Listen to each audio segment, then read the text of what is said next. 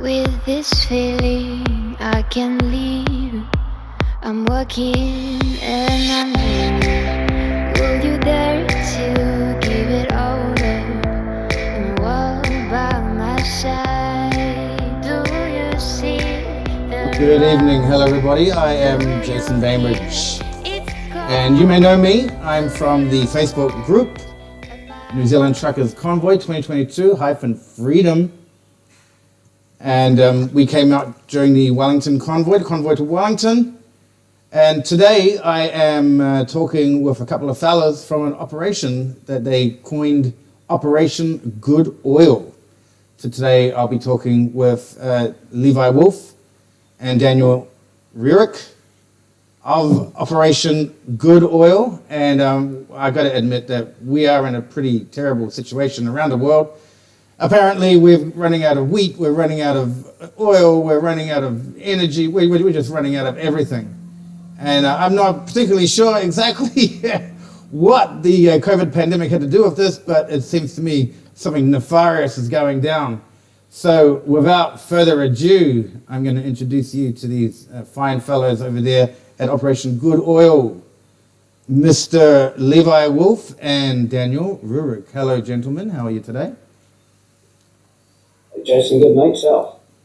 Yeah, I'm doing really good. I'm a bit concerned about what's happening with the state of our nation in New Zealand, that's for sure, guys. It's looking pretty touch and go there at the moment as our fantastic Prime Minister is wooing her companions over there in the United States and around the world as she's getting accolades and doctorates for her performance of keeping New Zealanders under extremely high volatile situation and pressure. So what we're going to talk about today, guys, is a little bit about energy, right? So we're going to do what we call the energy report. Da-da-da-dum. Very good, the energy report. And transitioning out. So I got a few questions for you guys regarding this. But what do you think? Around the world, we seem to be in an energy crisis. How is this New Zealand government contributing to this currently? I'll start. Actually, I don't think New Zealand government is necessarily contributing to the crisis on a global scale, but certainly for New Zealand, they have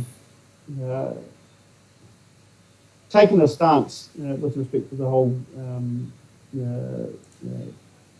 global climate change and therefore sort of carbon is evil attitude, and seem to want to thrust us headlong into a energy crisis of our own, particularly with respect to the easy availability of affordable fuel for our industry, for our agriculture, which is New Zealand's biggest exporter, and for our transport industry. So even within New Zealand, getting food transported around, getting goods transported around, getting goods manufactured is becoming far more costly. Mm. Yeah, and the whole, carbon is evil and we're going to decarbonise our economy and all this stuff, it's inherently dishonest. Well, the way they're doing it is inherently dishonest because let's say, they're going, well, we can move this refining offshore. We're happy with that. We don't see any reason or need to keep fuel refining onshore in New Zealand because we're trying to decarbonise, but they're actually not doing anything at all for the environment because we're still going to require the same amount of fuel to move our food for our industry, for our food production. We've got all the other chemicals that we need that come from the refinery process, such as white spirits, fuel for ships. There's a number of other things that come out of the refining process. We're not going to be using any less of that. They're just simply sweeping the problem under the rug, moving it offshore, and in doing so, they're increasing the supply lines that New Zealand has to rely on to get what we need in order for our economy to function. So everything they're doing is just pontification and virtue signaling. They're making it worse. In all seriousness, does this crisis really have to continue? I mean, what are the options that are currently on the table right now for New Zealand? Well, Turn the refinery back on. well, that's one of them. Yeah. Shut it. The reality is, without a refinery, we are going to be in an energy crisis. There's no two ways about it. You've got the long shipping, the shipping lines. We're at the far end of a very long supply chain. It takes 18 days for a fuel tanker to arrive from coming from Singapore. And sort of what's the guarantee that that's going to get there? Sort of even without sort of the escalation of China and considering that impact, what they're doing, it's just simply fact of the matter that those ships will pass by quite a number of other destinations that may say, well, we'll pay you a little bit more if you come and deliver to us. Sort of we have a much more uncertain fuel supply now as a consequence of not having the refinery. We've also increased the number of ships that have to come into New Zealand ports from, there were 34 tankers delivering crude oil a year to Marsden refinery to 175 tankers or more, entering all of the New Zealand ports around the place. This is an ecological and environmental disaster that the government has brought onto the shores of New Zealand. This amount of shipping that's going to be coming through our waters are dangerous. We're talking about refined fuel products that if they spill, you're talking about highly flammable products. You're talking about toxic marine life products. And not to mention the fact that, shipping is modern shipping is an environmental disaster from the minute they start making a ship. All the carbon that's involved in creating these things is huge amounts of carbon involved in creating ships, to the fuel oil that they burn to when they run them up onto the ground in places in the third world, and they start polluting the waters, and poor people start cutting them up with blowtorches. It's an environmental disaster, and they're trying to put it out there as if they're saving the planet or some nonsense like that. When quite evidently they're not doing any such thing. Right. Well. Currently, with the Marsden refinery, what are the shareholders doing? Essentially, what do you think that their plan is going in from here? I think the shareholders are just saying, make us a profit. I don't know. 40% of the shares, over 40% of the shares are held by the oil companies. The big three: Mobil, BP, and Z Energy, which is now owned by Ampol. So they're going to have a big sway, on how things go. And I suspect that, the big oil companies have pretty much put the thumb screws on the refinery and said, we're not having it anymore. We don't want to be allow New Zealand to have to use New Zealand refinery. We want to bring fuel which we can get cheaper from Singapore, Korea, China, and ship that because we can make a bigger margin on it. And at that point, Enzo, Section 129 of the Companies Act, what have these directors done in order to hedge against contingent liabilities that might arise should there be trouble in the in the South China Sea, and should what's going to become probably 50% of their supply route get cut off? because we've got to remember that 70% of the fuel that was being produced through the refinery, the fuel that was being produced through the refinery was making up 70% of the product that they were selling in the New Zealand market, and that was coming from Saudi Arabia through the Indian Ocean. So what they're actually doing is they're cutting off a huge supply line, and they're going to basically condense it down into a much smaller scope, which is in a highly volatile region. So by scuttling this plant, they are, in my opinion, exposing the company and the shareholders to a significant future risk of loss. Yeah, with respect to that, I guess the contingent liability then falls on the fuel companies and the government ultimately, in their arrangements with the fuel companies rather than on the refinery itself. The refinery was a toll processor, so they would just put a margin on top for processing the fuel, and that margin wasn't what they were set. What they set themselves based on the cost of operations, it was a margin that was being set based on the cost of the supposed alleged cost of refining fuel in Singapore. Therein lies part of the problem. Was the way that the contracts were set up, between the refining company and the government and the oil companies, which benefited the oil companies. So they could say, okay, Singapore can refine oil for $1.60, $2 a barrel, whereas the fee floor for New Zealand was $3.73 a barrel.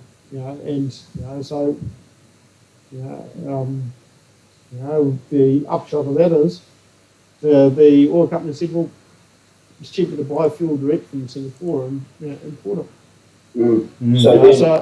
So then refining New Zealand becomes Channel New Zealand, and rather than refining the product, they're channeling the product, through their fuel storage depot, So, but that still brings an obligation upon the directors of the CEOs of the CEO of the company or the directors of the company that should they scuttle to sell that plant being a significant asset, that could still expose the shareholders to the possibility that they can't deliver product. Yes.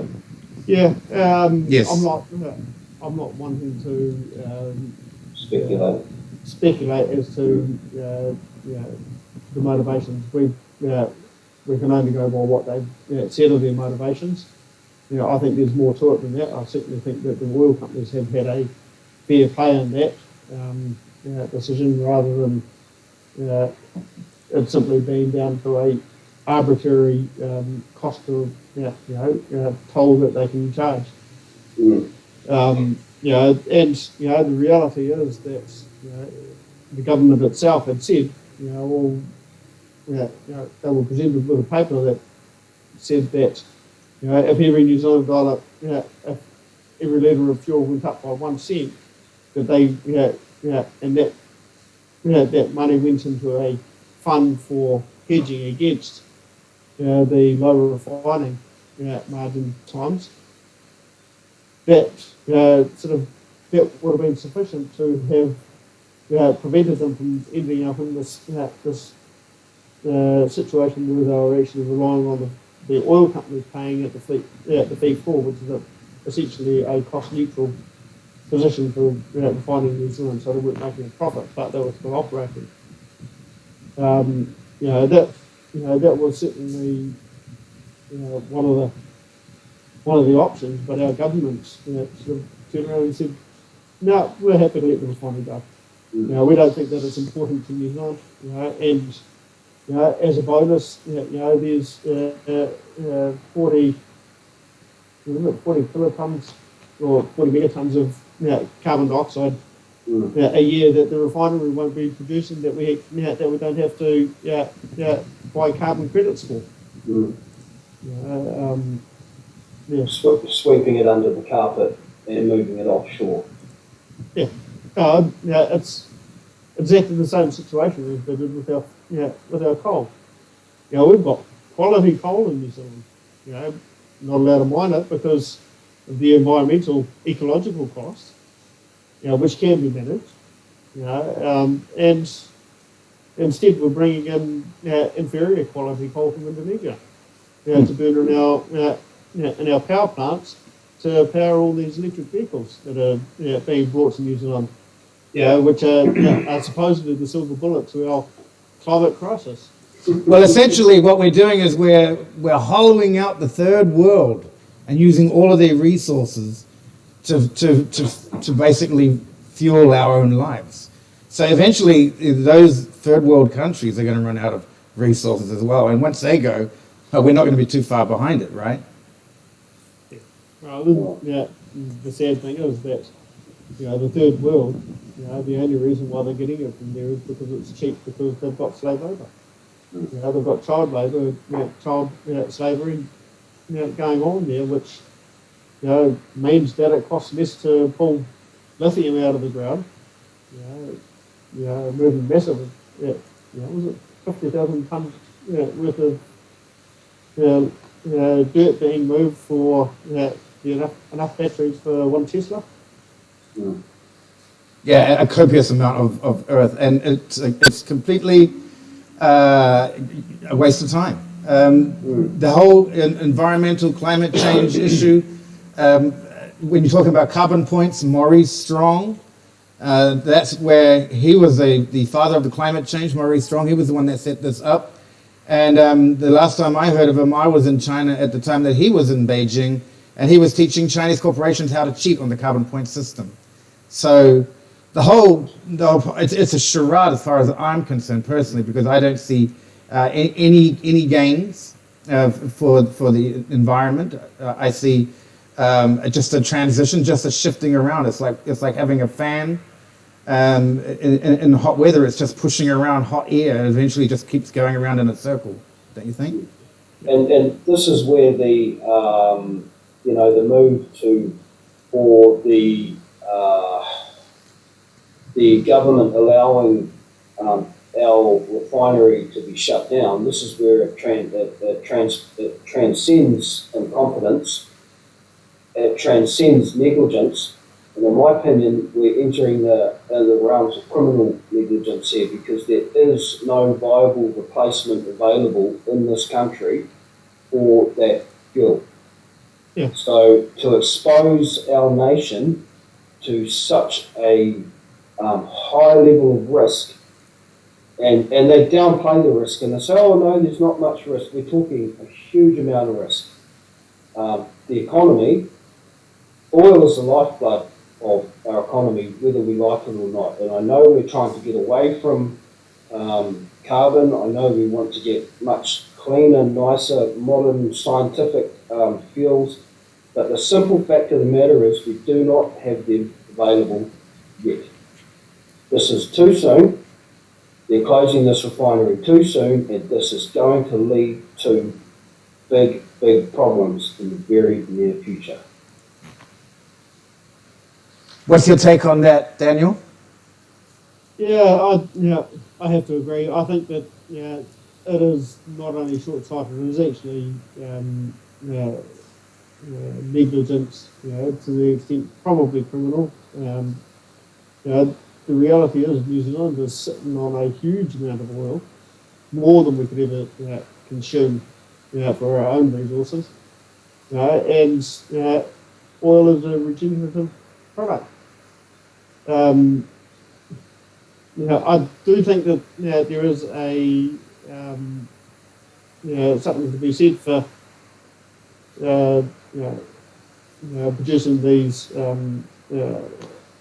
biofuels. Biofuels are expensive. They tend to be energy intensive in terms of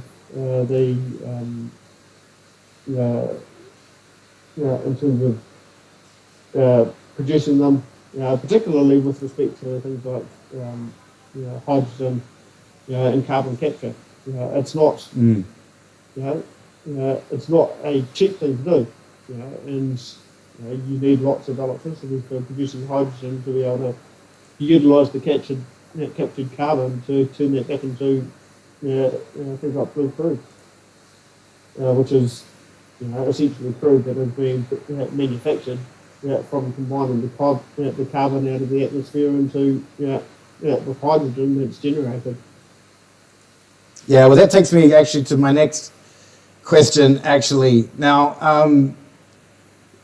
there must be an upside to this. At the end of the day, there must be a rainbow there somewhere. So, what are the solutions for turning unwanted fuel emissions and carbons into renewable clean energy? Well, what have we got in terms of technology in New Zealand? What can we do about this? We actually have quite a bit of probably the easiest way actually is to start looking at our waste streams. Slash from our forestry is potentially able to be reprocessed into feedstock for turning into fuels, either methanol or potentially even into directly into some form of crude. A particularly good feedstock would be to grow hemp. Hemp is a fantastic feedstock. You can take the oil out of it. You can use the fibre for all other construction purposes and for clothing and that sort of thing. It's the good oil. Yep, and it's been in your backyard since ages ago. Mm-hmm. And it grows like a weed. Any soil. Oh yeah. Yes. Coromandel is famous for it. I don't know if the Coromandel wants you turning the oil into diesel, right?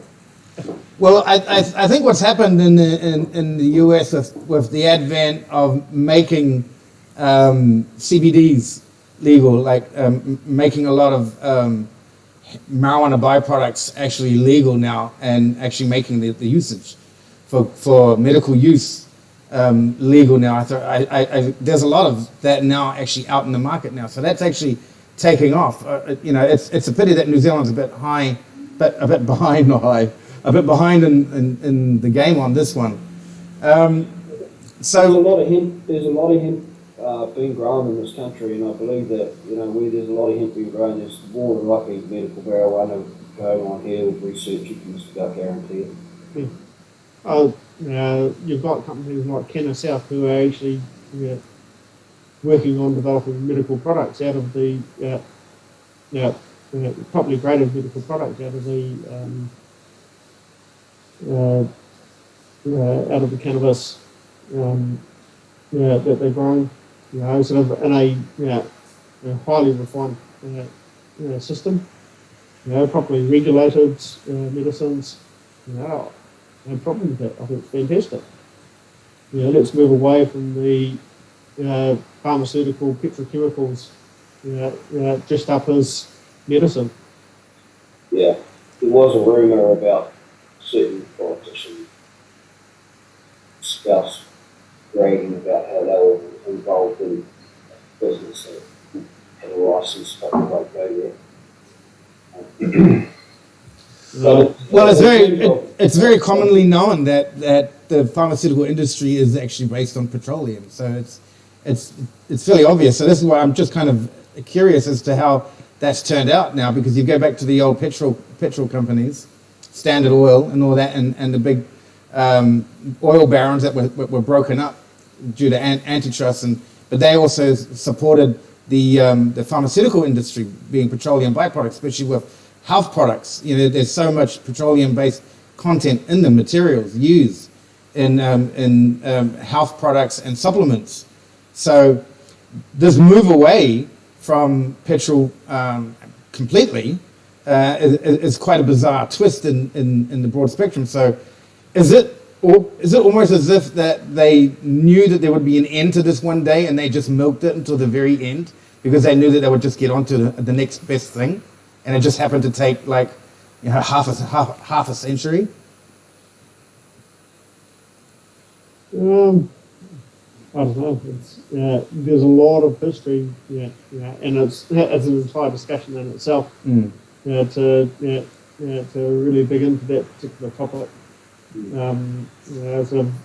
As a broad overview, I'd suggest at least that it is interesting to see what the impact will be on the increase in the cost of petroleum, crude oil based products across the board as the squeeze comes on. I don't think New Zealand was ever a big manufacturer of pharmaceuticals.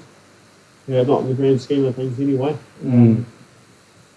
Particularly from the anything based out of the petroleum industry, simply because we don't have the capacity even to provide all our own energy independence, all our own fuel, or let alone sort of divest into things like plastics. At one stage, Marsden Point, I believe, used to produce plastic resins for our plastics. Our local industry, but that all got shut down some years ago. And it's like, well, okay, why is that? Just like they shut down our bitumen plant because it wasn't profitable. Well, it was seen to be thought not to be profitable to do it during COVID. So they shut it down at the start of COVID, and it's like, well, why? The best time to be doing work on our roads is when nobody else is driving on them. Yeah, it's true. Actually, it is nice and quiet out there on the street. If you want to build a narrative that the refinery wasn't profitable, well, you shut down the bitumen manufacturer inside of it, and then you go through a lockdown, and then it's no wonder the place wasn't making any money. But you can bet your bottom dollar that Z was still making plenty of money out of the bitumen that they were supplying to NZTA through other sources. So all they did was remove an income stream out of that particular business, and then went, oh, look, this business is not making any money. Well, hello. If you sell Cokes and Pepsi and whatever other sodas you sell in your shop, and then you take one whole brand out and then say, well, we've done less fizzy sales last month. Well, especially makes sense. Something especially You take Coke out of it. Essential. Right? Yeah. I mean, our roading is essential. Absolutely. Bitumen for the roads is absolutely essential. It's like, well, we're not going to make that stuff anymore. And I was like, well, that was $100 million a year. Well, the mainstream media is not going to tell you, but NZTA actually tried to get the government to use the Public Works Act to commandeer the refinery because that's how important the bitumen is to them. But of course, our green decarbonising leader and has said no. Oh, our Grand Prime Minister has said no to that. Yes. Yeah, because it doesn't fit with the narrative that New Zealand's going to become this clean green paradise. But the fact of the matter is that, there is no, I've said it before, I'll say it again until I'm blue in the face, there is no alternative for oil in our economy at this point in time. No. And, to be exposing our nation, our food supply, our food production, our industry to such a high level of risk is, it's not only unacceptable, but it's criminally negligent. Well, that's going to take me to another question I have. Operation Good Oil. What is it? What's the long-term goal and the long-term purpose of Operation Good Oil? Well, the long-term purpose is to set right what's been put wrong. And in the terms of New Zealand's sovereign energy independence, that will mean ultimately that we get our ability to mine our own oil and refine our own oil in the quantities in as much quantities as we need to continue to secure our food production and supply. as a bare minimum. That would be a nice ultimate end goal, but for the time being, it's to do things like what we're doing now, which is to just inform people of what's happening, because there's a lot of nonsense out there going around. There's a lot of misinformation coming from mainstream media, coming from other people that are spreading gossip and rumour. To us, it's more important that people get the facts, and our immediate mission now is to put the facts out on the table so that people can do with them what they will do. Well, one of the things that sort of I've discovered over the last couple of weeks is looking at the bigger energy picture, and particularly the bigger crude reserves that New Zealand is sitting on. Our explored reserves could allow us to operate our non-reserves, what we've explored, would allow us to operate for at least the next 10 years without any problem, completely covering our fuel requirements. As it is, at the moment, the gas coming out of Taranaki, is being converted into LPG. Plus a little bit of condensate and oil. The condensates and light oil is being shipped to Australia for refining. Some of it had been going through Marsden refinery, but not a significant proportion of that.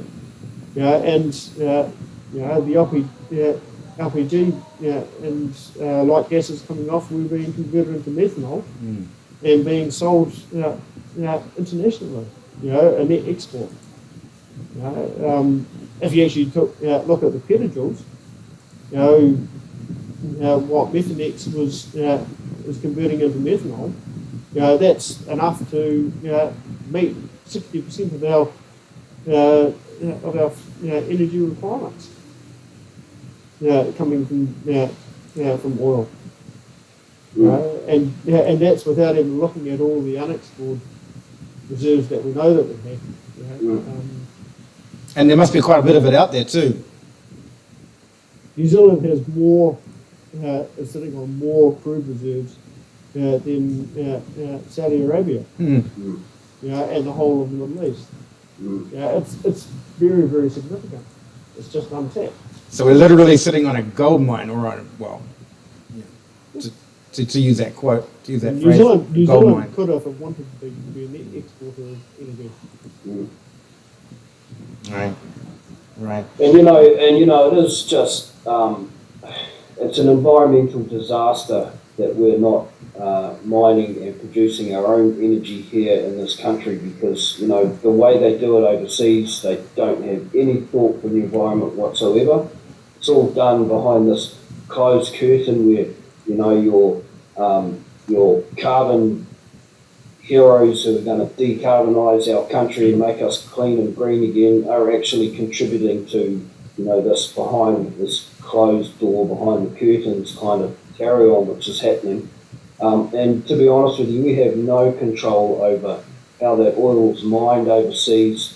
Going back to the shipping, it's an environmental disaster that we're not mining and refining our own oil here onshore. We as Kiwis, we know we can do it properly. We know we can do it better.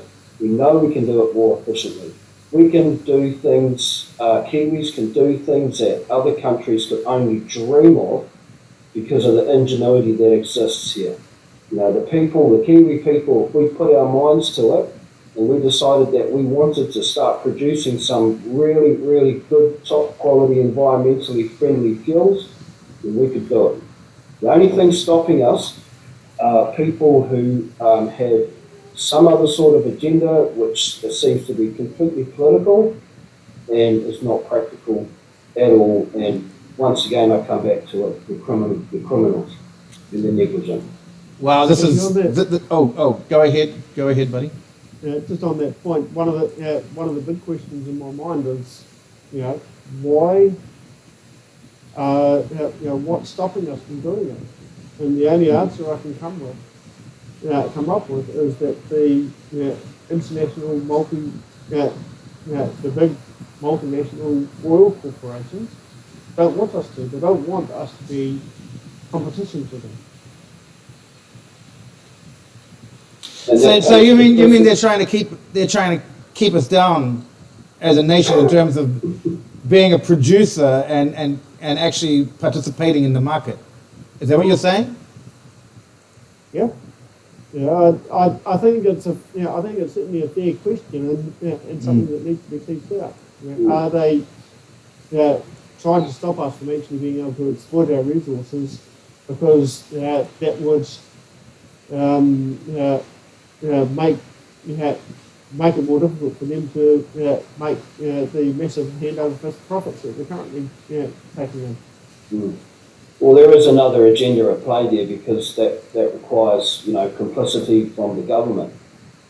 Because, any government that really cared about this country and its people would not allow oil companies to have such a massive sway over what's good for us, over what's good for our children, over what's good for our economy, over what's good for our grandchildren.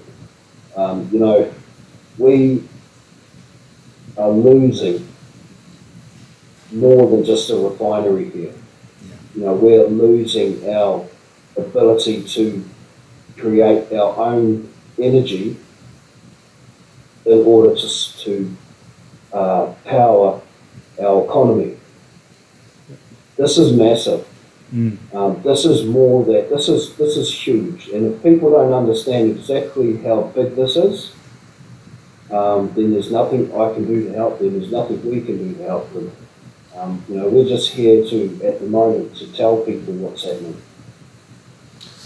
Well, in regards to how people can get more information, I've found and actually take a look at your website today. So I'm just going to post that web address up there. It is www.operationgoodoil.co.nz. Is that correct? That's it, yeah.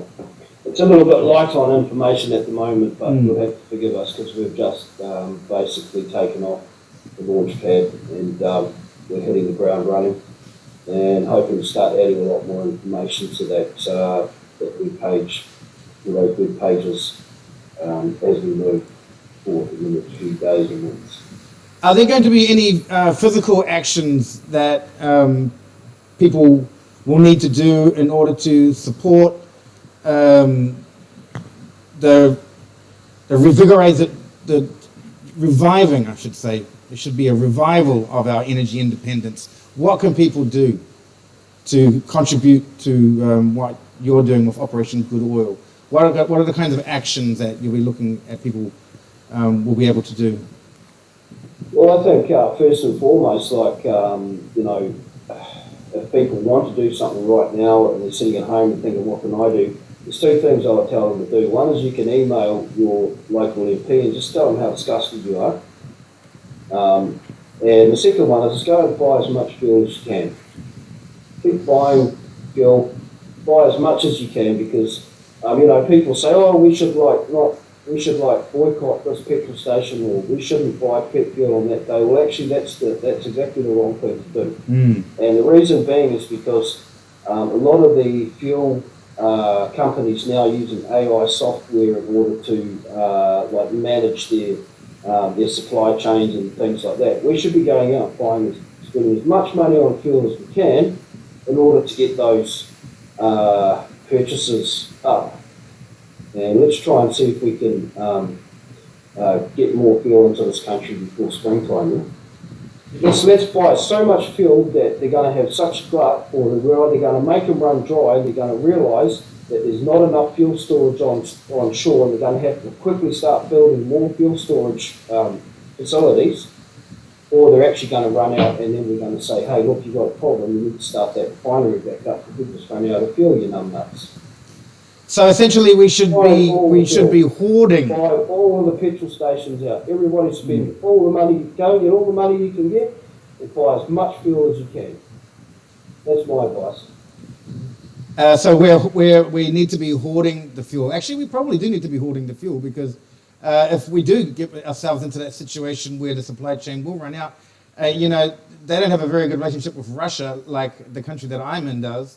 We get our oil supplies. They explore it here and they export it over to send it over to Russia, and Russia refines it and then sends it back. Very much in the same situation that Australia and New Zealand was in. But we have actually a fine relationship with that. Right now, the cost of general petrol is still about $1.33, $1.35 a litre compared to what's happening in the other countries. And yeah, this is being done here locally in Asia. So this is part of the topic that we're on. You know, this is why it's so beneficial. But it will have a limit. It absolutely will have a limit. Yeah, I think one of the things, for me, there's a couple of key things. I think people need to be talking about the issues. People need to be saying our energy independence is important. We need energy to run, to maintain our economy, to keep our agriculture, which is our biggest export. We need to have that firing on all cylinders. We don't want that to be being minimised, being shut down, because we don't have the fuel that we require to keep that going. And the other thing is that we need to be considering what's going on at the refinery, what's happening with the infrastructure that's there, that's just been shut down. And we certainly need to be asking questions of the channel infrastructure, which is the rebranded name for the site, for the company that owns that infrastructure, and asking them squarely, what are your intentions? Are you going to decommission? Go beyond just decommissioning to dismantling and selling it off, either for scrap or selling critical parts overseas. These are pertinent questions. There are rumours flying at the moment about certain parts of that, but what we actually need to be doing is putting feet to the fire of the management of the refinery and saying, hey, this impacts on New Zealand. We have a fiduciary duty to look after this refinery, which New Zealand ultimately has paid for through many government loans that were given as part of building the refinery and extending it to its current capacity. And we need to make sure that that they know that their duty is to us.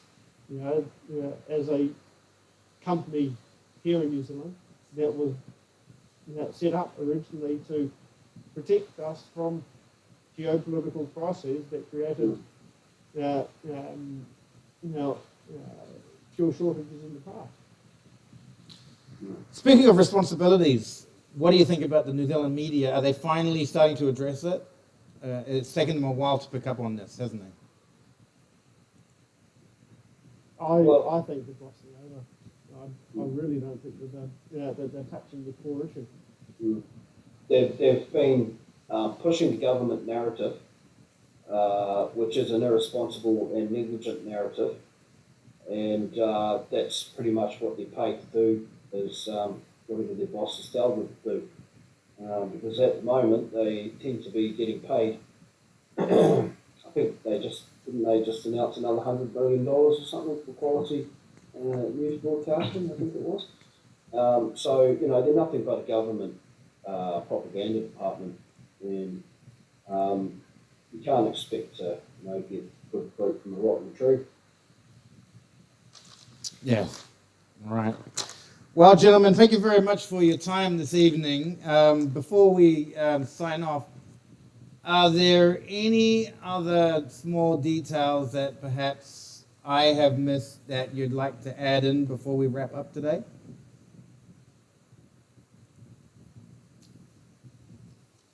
No, I think I'm pretty. I think we've got all the touchstones of the issue. No doubt more will come out. But I Yeah. appreciate the time and the opportunity to share a bit of what's going on in New Zealand with your viewers. Mm. Yes, well, And I our just- viewers are obviously have something personal because we're a part of the New Zealand Truckers Convoy. So, of course, people need energy.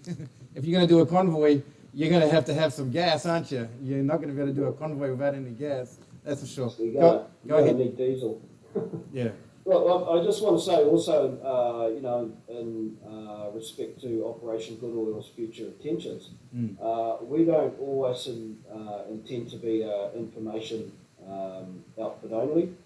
We are currently researching what we believe would be the most realistic and amicable way forward to be able to keep our refinery operating in an operational state in one shape or form or another into the future. So we're working on it, and stay tuned. We hope to release something in the coming weeks to months, and hopefully with the help and the backing and the support of the New Zealand public, we can actually produce something that is actually viable. Because there's a lot of ideas floating around out there. But to date, there hasn't actually been anything tabled which is viable or palatable, put it that way, to all of the parties concerned. Because there are a number of different parties concerned in keeping this beautiful refinery over here behind me. This particular part was actually done in 2012, wasn't it, Daniel? 2012, with the hydro cracker. CCR. Yeah. I couldn't say. Okay. I think the CCR has been there since 80s. I thought that was Okay. 84 to 86. This part here, this shiny, lovely shiny bit behind me there, all the shiny, lovely stuff. Yeah, that's the new stuff, yeah? I couldn't tell you. Okay. Well, there was a part of the refinery that was redone in 2012, and it was supposed to future-proof it for the next 30 years. Well, that's right. There were news articles. I actually posted one today. There was a news article about it, and it was on the television news. Yeah, that's right. They did. Well, that was supposed to make sure that the refinery was able to meet 100% of New Zealand's fuel requirements. So this is viable modern equipment, right? This is not stuff that should be going into the scrap heap. So let's have a conversation about this. It was in the top 10 of all refineries in the world for its efficiency. Mm-hmm. So New Zealand, let's have a conversation. Let's put this on the table. Let's start talking. Let's start talking seriously about how we keep this wonderful modern piece of equipment operating and fueling our trucks, which will continue to fuel our farmers, our food production, and our food supply into the next 2 decades. Yeah, so let's keep that conversation on the table. And just to remind everybody, you can go to their website at, transition that over there, at operationGoodOil.co.nz. And they'll be building their, I guess it's a wiki, type of wiki base of information. Will slowly build up, and you'll be able to get more information and also email the gang there and find out how you can also participate. Well, thank you very much, everybody. It was fantastic to talk to you guys. And I look forward. Is there a possibility that we could perhaps do a catch-up maybe next week? And perhaps we could possibly do this a bit frequently, say once a week perhaps, and keep in touch with what's going on and also keep New Zealand in touch with what's going on. Absolutely. Okay. Awesome. Excellent. All right, very good. Okay, well, thank you very much, everybody. I'm just going to do my little outro now. So just hold the line and I'll do the outro. And we'll close up shop for tonight. Awesome. Awesome. Thank you very much, everybody. Well, there you go. Convoyers, you're going to need some gas. So get in behind Operation Good Oil. Find out what you can do. Talk to them. Find out how you can approach your local government officials. They're there to help you. They're supposed to help you. You can do something about it. You are a human being and you do have rights. And you don't need to let corporations tell you what to do.